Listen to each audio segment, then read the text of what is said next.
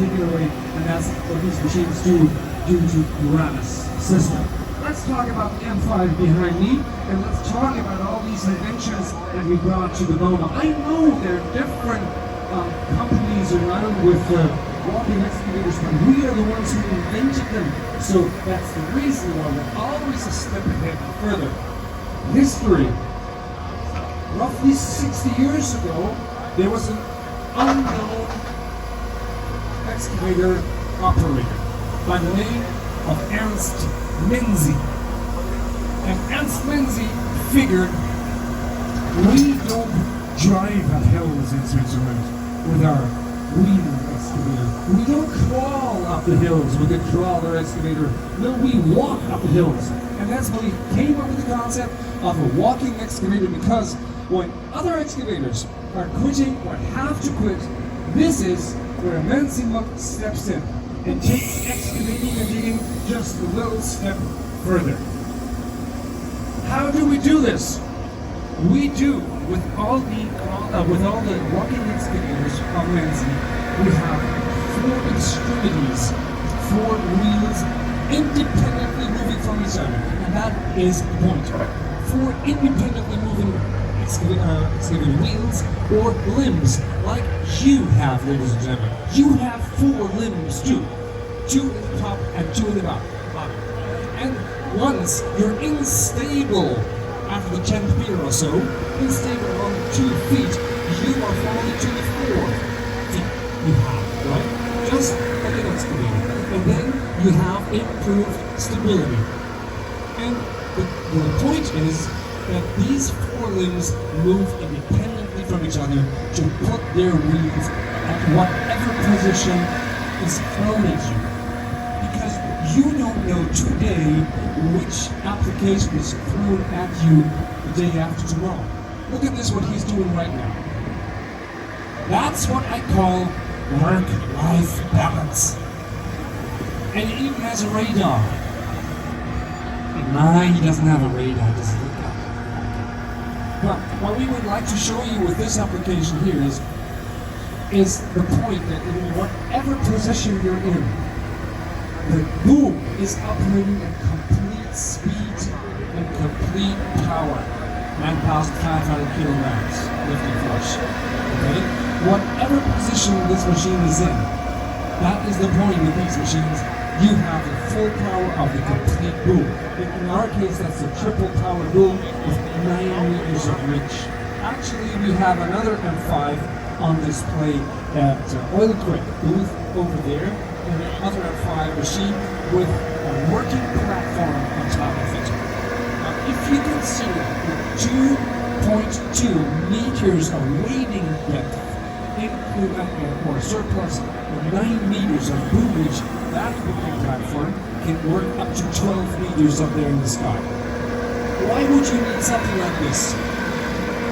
Example, 3 years ago here in Germany we had really bad floods. Yes, we cleared up the mess afterwards. Yes. Or at the same time in Florida there was flooding going on, and guess who cleared up those messes afterwards? These machines did. German army is using them. The Swiss army is using them. They're deployed in Antarctica at minus 40 degrees. They're working, right? So in really extreme conditions. But picture yourself. Why don't you picture yourself working in the midst of the mountains in Switzerland? There are mountains to the left, and there are mountains to the right, and you're just working in the middle of them. There's no space whatsoever. Really confined, really narrow, no space, and you're working anyways. So, what could happen, actually, look at this, we use like any other excavator, we can use our boom as the 5th extremity. Now, you're working in really narrow conditions, and there's the ambulance coming from the back. No passing. No passing through for the ambulance. Let it just pass underneath the excavator, ladies and gentlemen. Let it just pass underneath. But look at those wheels again.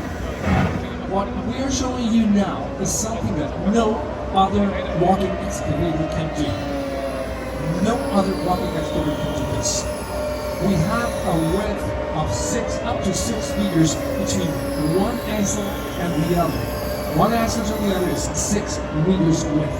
But the point is that these wheels are spread parallel at a 90 degrees angle towards each other. That's something nobody else can do. And the question is, why? One wheel is turning forward, one wheel is turning backwards. Why would you need something? One wheel forward, one wheel backward? Why is that so? I see the question marks. Doesn't make any sense, right? Doesn't make any sense. It does make sense in certain applications, and we come back to that later. Remind me of it if I might forget about it, okay? We will talk about that application later on where we need two wheels in different directions. Actually, stability is always a problem. It's always a topic, right? Stability for an excavator. Because rough conditions, extreme conditions, surface we don't know about, and all that. So stability is always a problem, and we want you to excavate, to work, to dig in whatever terrain, whatever conditions are thrown at you. You don't know today which condition you will find at the site. No, he's not tipping over, don't be afraid. We're not jeopardizing him. We just want to show you that these machines are really stable in any position. Because that is the complete point about a working excavator. To put the wheels wherever they might find space for it to be put out. In order for you to work, commence, proceed with your work. Okay? Again, something that is very, very interesting about these excavators is their turning circle. The turning circle you are able to achieve is super, super small, as smallest you can ever have. And that's again something we achieve with these four wheels working separately from each other. Another application. Picture yourself working in the forest, on the slope. Normally what you would need is a catapult to clear up the place and you put in your excavator. You don't need that anymore because you have a working excavator. It just simply steps over just any obstacle. Whichever obstacle there may be in the way, you just step over it, put your wheels on top of it, or whatever you do. Again, we don't know today what your application looks like, your site looks like, anyway, after tomorrow.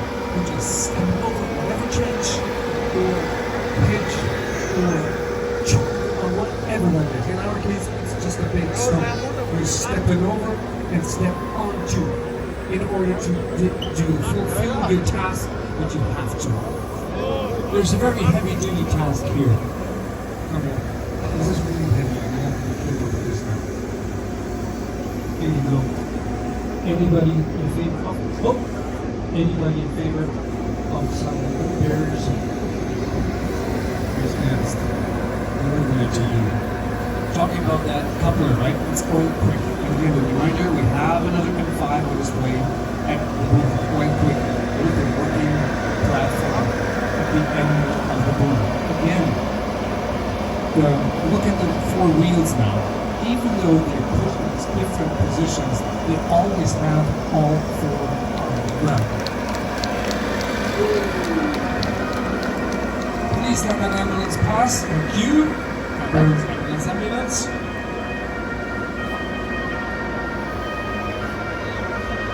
Bitte einmal den Krankenwagen durchlassen. Vielen herzlichen Dank. Dankeschön. So, we spoke about the moving range, right? Circles, turning in circles all around. And another application. We have to remember together. You remember that when we had the wheels sticking up in the air and being parallel to each other? And one application we would like to show you where this comes in place and where this comes handy. Something no other excavator can do. Now, let's take this ramp, this slope, whatever it might be here behind me, and let's just pretend that the space this machine is working at now is really, really, really narrow. No space, not in the front, not in the back. And you have to work anyways. Now, when you cannot move your excavator forward anymore, and you cannot go backwards anymore, what is left over? Up and down. Yeah, we can do that. But sideways. We can move this excavator sideways, like a crab. third step is we can drive legally. And this is why this positioning of those wheels comes in handy. 6 wheels, and this is the only excavator that can walk sideways like a crab. Once you put his wheels up, I want to point out your attention. Pay attention to the wheels. One wheel is moving forward, one wheel is moving backwards. And here, it makes sense. It didn't make sense in the first place. Now, it really makes sense because you're moving sideways. Because we just want you to be able to move your excavator as any situation, whatever it might be. Because again, you don't know what is thrown at you today, after tomorrow, at the construction site, whatever you're finding. Okay? Because you want to earn an extra buck. When your competitor next door is quitting the job or cannot go any further with his 12 excavator, that's when you take over and take excavating just a step further and beyond. We were talking about history. Remember that excavator operator by the name of Menzi Muck, I told you, the founder of the company, the inventor of these excavators, Menzi Muck. On that day, 60 years ago, when he delivered his very first machine, when that was delivered on that particular day, the founder of the company, Menzi Muck, got birth to a little